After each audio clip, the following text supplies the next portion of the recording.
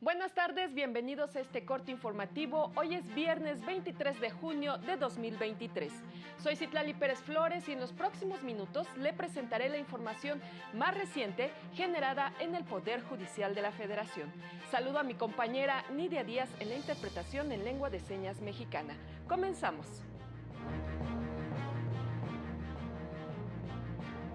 La Corte ha determinado en más de 30 casos la invalidez de leyes por violaciones al proceso legislativo.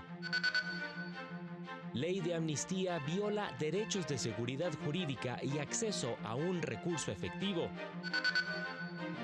Juzgar sin perspectiva de género propicia desigualdad y discriminación. Ahora sí, vámonos directo con la información. Después de que el Pleno de Ministros declaró la invalidez de la segunda parte de las reformas político-electorales por violaciones al proceso legislativo, la Suprema Corte recordó que desde hace más de 15 años y en más de 30 ocasiones ha invalidado reformas por esta causa. Explicó que el procedimiento legislativo definido en nuestra Constitución es la base del régimen democrático y no un mero formalismo. Precisó que en el caso concreto de la reforma a 3 leyes y la expedición de una nueva ley de medios de impugnación que conformaban la segunda parte de las reformas político-electorales, se determinó invalidar porque se violaron los artículos 71 y 72 constitucionales relacionados con el principio de deliberación democrática, ya que se votaron dispensas sin motivarlas, no se publicaron con antelación debida a las iniciativas y por su extensión se impidió que los legisladores las conocieran para participar en un debate propio de un órgano deliberativo. Ambas cámaras eliminaron artículos del decreto que ya habían sido previamente aprobados y en el Senado omitieron las Comisiones Unidas a aprobar el dictamen de manera conjunta. La Suprema Corte publicó la sentencia del Pleno en la acción de inconstitucionalidad 149/2021, en la que declaró la invalidez de una porción del artículo 149 de la Ley Orgánica del Centro de Conciliación Laboral del Estado de Morelos, disposición que establecía como requisito no haber sido condenado por delito doloso para ocupar el cargo de director de dicho centro, lo que el Pleno de la Corte determinó violaba el derecho a la igualdad y a la no discriminación. Por extensión, el Pleno también invalidó el artículo 85-F, párrafo séptimo, en la porción normativa y no haya sido condenado por delito doloso de la Constitución Política del Estado de Morelos, por incurrir en el mismo vicio y para dar eficacia al sentido de la sentencia. Y la primera sala de la Corte determinó que los párrafos quinto y sexto de la Ley de Amnistía son inconstitucionales, toda vez que no señalan de manera clara y precisa cuál es el recurso o medio de impugnación aplicable en contra de la negativa ficta o tácita de la Comisión de Amnistía, o bien la ley en que se encuentra establecido. En consecuencia, deja a la persona en estado de indefensión al no saber a qué atenerse ni las consecuencias jurídicas que pudieran derivar, lo cual se traduce en un obstáculo para acceder a un recurso efectivo y se viola el derecho de seguridad jurídica. La Sala recordó que para proteger el derecho de tutela efectiva no solo hay que eliminar requisitos excesivos o carentes de razonabilidad, sino que también se requiere que exista un recurso sencillo, rápido y efectivo. En más noticias, los estereotipos y roles de género excluyen a las mujeres y tienden a producir violencia en su contra, aseguró la consejera de la Judicatura Federal, Lilia Mónica López Benítez. Durante un conversatorio sobre feminidades y masculinidades, recordó que la Corte ha visibilizado que las leyes no siempre protegen a las mujeres y que a veces resultan discriminatorias.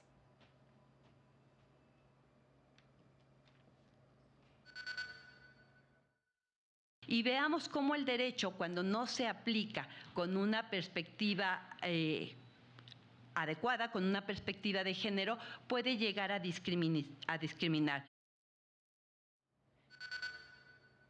El Pleno del Consejo de la Judicatura Federal dio a conocer que serán los juzgados primero y segundo de distrito del Centro Auxiliar de la Primera Región quienes conocerán del trámite, resolución y, en su caso, cumplimiento de las sentencias de los juicios de amparo en los que se reclamen disposiciones relativas al impuesto predial para el ejercicio fiscal 2023 en la Ciudad de México. Los asuntos en trámite que sobre este asunto se encuentren radicados en algún otro órgano jurisdiccional deberán remitirse a dichos juzgados.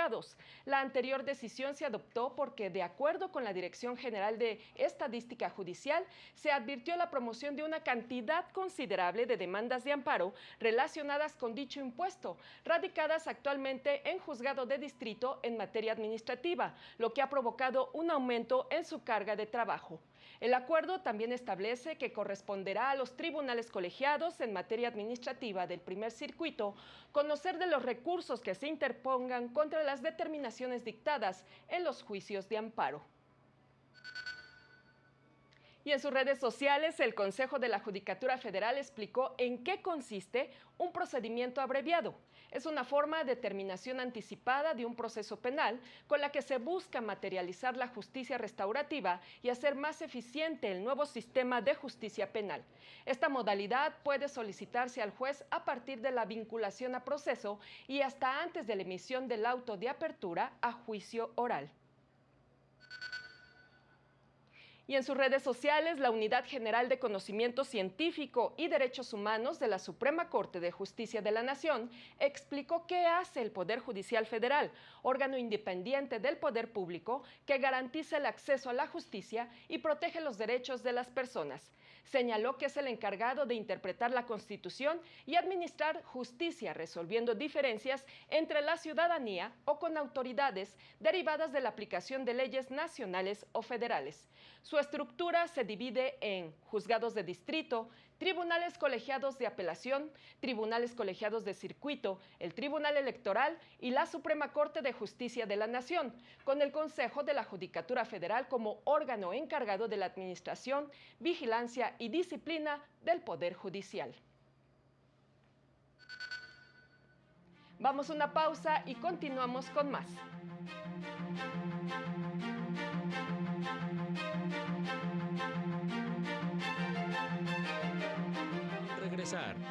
Proponen confirmar sanción contra gobernadora de Campeche por violencia política en razón de género.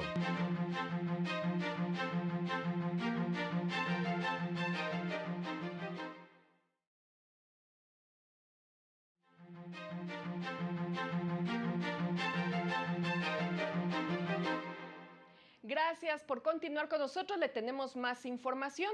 Se dio a conocer el proyecto del magistrado Felipe de la Mata con el que se propone resolver el recurso que se interpuso en contra de la sentencia de la Sala Regional Especializada en la que se determinó que la gobernadora de Campeche, Laida Sansores, incurrió en violencia política en razón de género. El proyecto propone confirmar la sentencia en la que se determinó que la gobernadora sí incurrió en violencia política en razón de género al amenazar con difundir presuntas fotos de diputadas federales del PRI desnudas. Sin embargo, revoca la medida de que la gobernadora se mantenga en el registro de agresores por un periodo de 4 años y propone ajustar el plazo, tomando en cuenta la gravedad de la falta y si existe reincidencia. El Tribunal Electoral del Poder Judicial de la Federación ha reforzado el concepto de violencia política contra las mujeres en razón de género en la justicia electoral, sus efectos y, sobre todo, las medidas para erradicarla. Así lo destacó el magistrado electoral Felipe de la Mata Pizaña al participar en la presentación de un libro editado por el Tribunal Electoral que recopila y analiza la trayectoria de la protección de las mujeres contra la violencia política en el marco de la segunda feria del libro del Instituto Nacional Electoral. Las sentencias del tribunal poco a poco han ido fortaleciendo que las mujeres lleguen a espacios de poder. Y entonces hay reacciones machistas que tratan de invisibilizar a las mujeres, tratar de destruir su participación en política, tratar de evitar que éstas ejercen sus derechos de manera constitucional. Ahora es momento de realizar un recorrido por algunas judicaturas locales.